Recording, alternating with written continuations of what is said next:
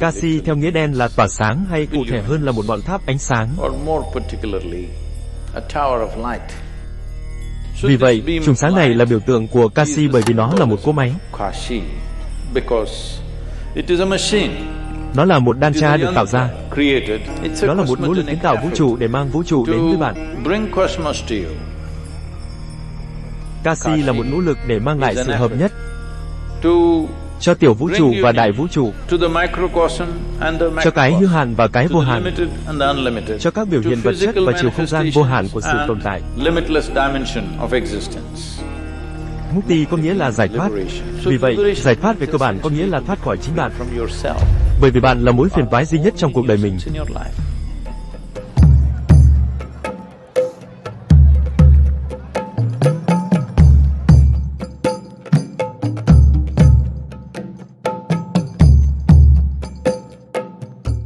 Vì vậy, quan trọng của việc ở Kashi. Từ Kashi theo nghĩa đen là tỏa sáng, hay cụ thể hơn là một ngọn tháp ánh sáng.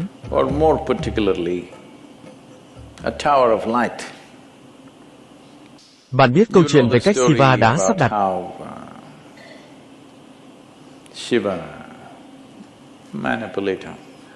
Ngài đã yêu cầu Parvati đánh rơi đôi bông tai của mình. Và bà đã làm vậy. Và nó rơi xuống, chìm vào lòng đất. Vishnu, vốn là người ga lăng với phụ nữ, phải tỏ ra hào hiệp.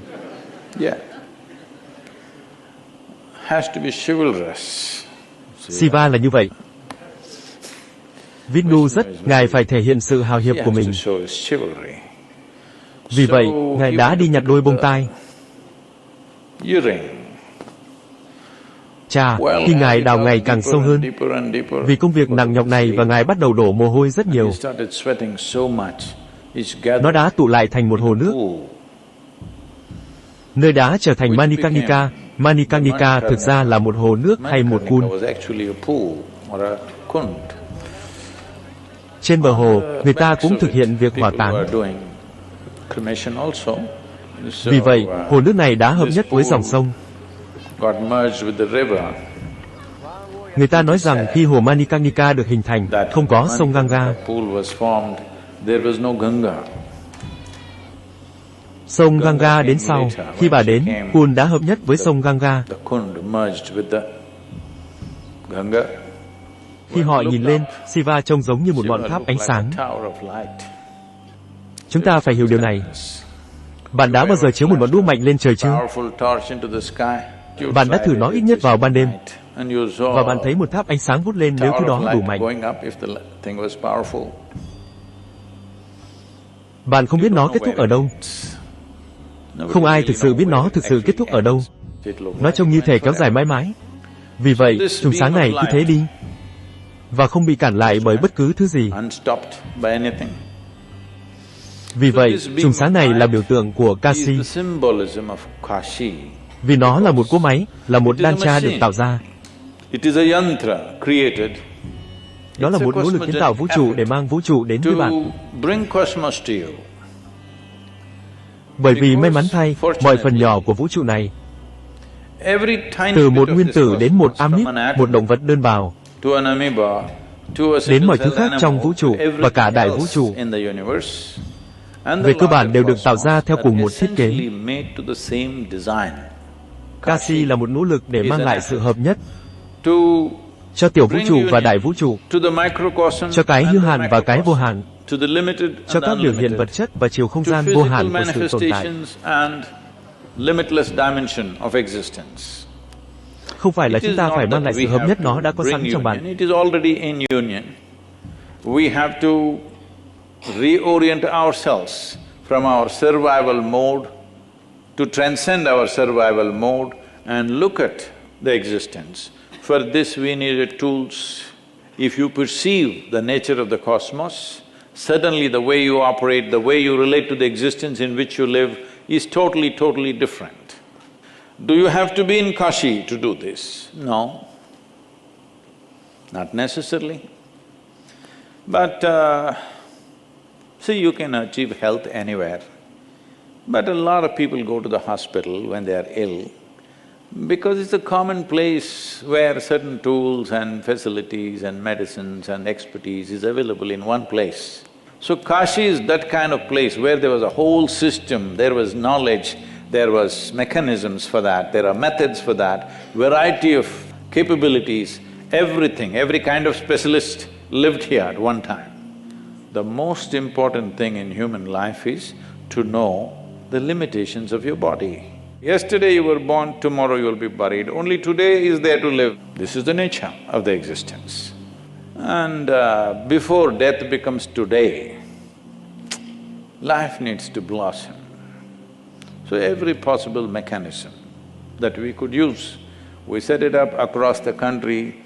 There are many mechanisms like this, most of them unfortunately broken, including this one, which is largely disturbed.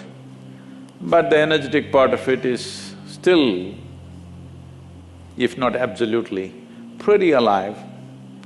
Because always when we consecrated spaces of this nature, including Dhyanalinga, it is not in the structure. Structure is only a scaffolding.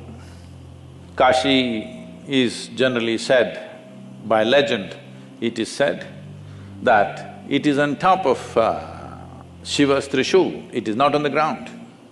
What I am seeing in my experience is, approximately the real structure of Kashi is about 33 feet above the ground. If we had any sense, we should not have built anything beyond 33 feet. But we have, because sense has always been scarce. Yes, it's been a very scarce material in the world. And by geometrical calculations, it could be up to 72 or 7,200 feet. The energetic structure is made like that. So this is why they called it a tower of light, because those who had eyes to see saw that it is a very tall structure. And it did not stop there, it gave you access to what is beyond. The idea is to achieve something that a human being could achieve within himself or herself through an organized mechanism which comes from distilled essence of thousands of years of realization of many people. If you have to realize things by yourself, it's like reinventing the wheel, unnecessarily going through a whole lot of painful processes. But if you have to realize through others' knowing, then you must have humility, you must bend down and go. So, this arrangement was done so that a lot of people could be transported. So people came and did… Họ đã thiết lập đủ loại phương pháp và cơ chế. Chà, đã có một thời, có hơn 26.000 ngôi đền. At one time, there were over 26,000 shrines. Mỗi ngôi đền trong số đó đều có một phương pháp riêng về cách một con người có thể đạt được giác ngộ. 26.000 ngôi đền này đã phát triển các vệ tinh, hoặc nhiều góc của ngôi đền đã trở thành những ngôi đền nhỏ của riêng nó và đã lên tới 72.000 ngôi đền vào một thời điểm. Khi nó ở thời kỳ huy hoàng nhất, 72.000 ngôi đền. Trải khắp cơ chế này được gọi là Kashi. Và điều này không xảy ra trong một sớm một chiều. Cấu trúc cơ bản đã xảy ra vào một thời kỳ nhất định, không ai biết khi nào. Họ nói ngay cả Sanira cũng đã đến đây để tìm kiếm điều gì đó.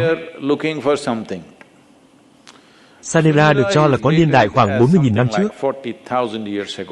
By then already it was a flourishing city. Mark Twain puts it in perspective, saying that it is older than the legend. In terms of antiquity, nobody knows exactly when. Shiva came here because the city was so beautiful and he wanted to come. So before he came, it was already a phenomenal city. Just about 2 years ago, they discovered 3 layers of temples which were all closed down for a long period of time. This means the city has sunk over a period of time and again it's been rebuilt one on top of the other. There are 3 to 5 layers of the city because over a period of time, the earth kind of recycles itself. It has been ravaged for 6, 7 centuries continuously. In spite of that, still, if you're a little sensitive, this is a fantastic place. Well, can we put it back into full glory? I don't think so. One thing is, too much disturbance has happened. Another thing is, building back something like that is the fool's paradise. It has been ravaged many times, but because the energy body of Kashi was 33 feet above the ground, it is still alive with some damage, substantial damage, but still a phenomenal place. Because if you want to look at it this way, this one way to interpret, it's a home with 72,000 rooms. More than 3,000 are alive in the energy form. For every dimension of life, for every quality of a human being, they built a linga. This is how these temples came. For every aspect, one linga. Some extreme, some very much socially acceptable, some beyond all social acceptance, all kinds of things existed in parallel. Nobody found fault with anything. Anybody could do what they want as long as they're seeking mukti. As long as they're seeking liberation and they're sincere about it, they could do whatever they want. That is how significant mukti was considered to be. You must attain in this life. So the entire process of seeking mukti comes from this point, that they want to clear this. They call this karma. A cloud of memory and imagination playing up and deceiving you to believe so many things which are not true, which you will see as you sit here. The only damn thing that you have is life. Rest is all your imagination. Mukti means liberation. So liberation means essentially to become free from yourself, because you are the only nuisance in your life.